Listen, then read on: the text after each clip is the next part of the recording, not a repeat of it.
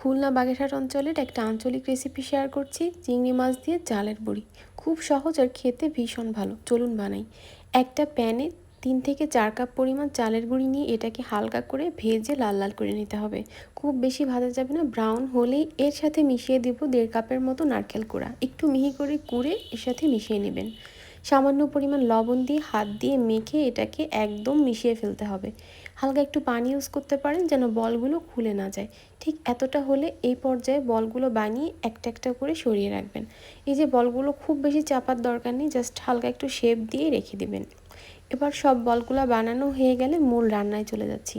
বলটা সরিয়ে রেখে কড়াইয়ে খানিকটা তেল দিয়ে একে একে দিয়ে দেবো তেজপাতা, দারচিনি আর হলো এলাচ, 4টা কাঁচামরিচ, 1.5 কাপের মতো পেঁয়াজ কুচি।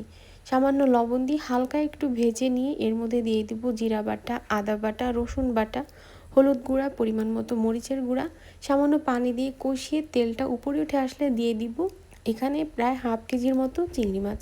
ছোট কিংবা বড়, বাগদা, গলদা যে কোনো ধরনের চিংড়ি ব্যবহার করতে পারেন। ভালোভাবে কষিয়ে চিংড়িটা মোটামুটি একটু রান্না হয়ে গেলে এরকম তেলটা ভেসে আসলে পরিমাণ মতো পানি অ্যাড করে ঢেকে রেখে দিব বলক আসার জন্য।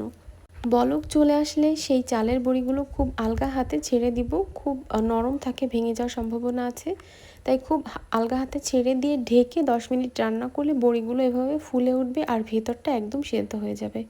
এটা যে কী পরিমাণে মজার, যারা খায় শুধুমাত্র তারাই বুঝতে পারবে।